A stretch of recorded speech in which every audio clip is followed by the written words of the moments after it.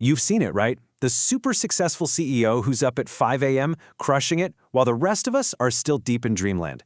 But is that super early alarm really a secret weapon, or is there something much, much deeper going on psychologically? Well, in this explainer, we're going to unpack the truth behind the whole 5 a.m. club thing. So, this is the big question, isn't it? Is dragging yourself out of bed before the sun comes up a true mark of discipline, the one habit that separates the winners from everyone else? Or could it actually be a recipe for burnout, a source of stress and anxiety you just don't need? We all know these two people. Heck, maybe you are one of these two people. On one side, you've got the early riser. They leap out of bed, a true hero of productivity. And on the other side, the snooze champion, fighting a losing battle with their alarm clock and starting the day with this little cloud of guilt. They seem like complete opposites, but as we're about to find out, they're a lot closer than you might think. All right, so let's dive right into our first section, the 5 a.m. myth. It turns out that whole story we've been sold about discipline and willpower, well, it isn't the whole picture. Not even close. Okay, so here it is, the big twist in this story. With all the talk about grinding and willpower, the real reason some people absolutely thrive at 5 a.m., it has almost nothing to do with discipline. It's all about psychology and biology. So, if it's not about raw discipline, then what is it about? That brings us to our next section, the psychology of the win. Let's get into why waking up early can feel so incredibly good for some people. See, the real secret isn't the number on the clock. It's about securing a win for yourself before the rest of the world has even hit snooze. Before the emails start flooding in, before the notifications start buzzing, you've already accomplished something. Your brain gets this incredible little hit of control right before the chaos of the day kicks in. And that feeling, it's seriously powerful. And, biology plays a huge part in this.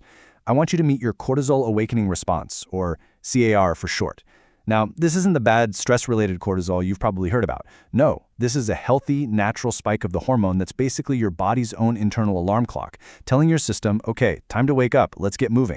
But here's the really crucial part. Not everyone's internal alarm is set to the same time. For some people, these early chronotypes, that cortisol spike naturally happens right around 5 a.m. But for late chronotypes, it might not hit until 8 or even 9 a.m. So if waking up early feels just awful to you, you're not lazy. You might literally be fighting your own body's wiring. And beyond the biology, there's this powerful psychological feeling. I mean, in a world that is just constantly pulling you in a million directions, those early, quiet hours can feel like you've reclaimed something precious. It's like finding stolen treasure, time that is 100% yours, with zero interruptions. And this feeling, it has a pretty profound effect.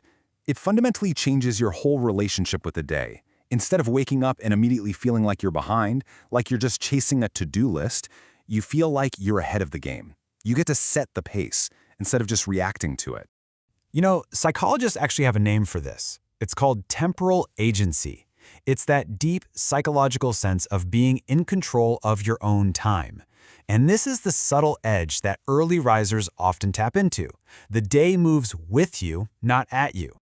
But there's a shadow side to this whole thing. And that brings us to section 3, the burnout trap. Because trying to force yourself into a 5 a.m. routine when it goes against your biology, that can be incredibly destructive. For a lot of people, this becomes a huge part of your identity.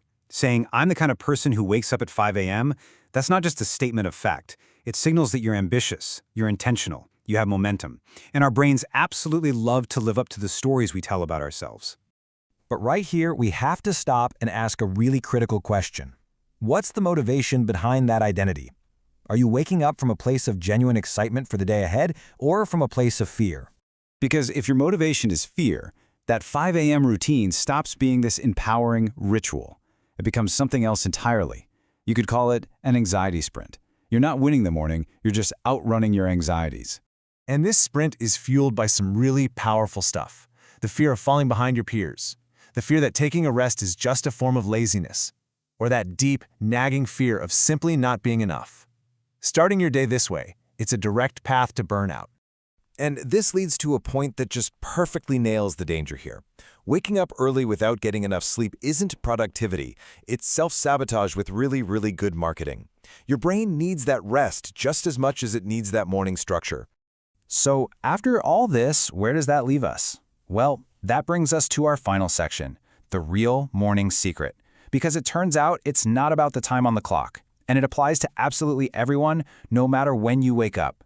After everything we've looked at, the biology, the psychology, the burnout trap, it all becomes crystal clear. The real secret to a good morning has nothing to do with whether your alarm goes off at 5 a.m. or 9 a.m. It's this. It's all about intentionality. The magic is in making a conscious choice about how your day begins. It's about building a ritual that screams, "My time matters." So, the real win is basically a three-step process. First, align your routine with your natural biology. Don't fight it. Second, build a ritual, any ritual that just says, "My time is valuable." And third, you choose. You choose how your day begins. And that's really what it all comes down to. The most important question you can ask yourself isn't what time should I wake up? It's this.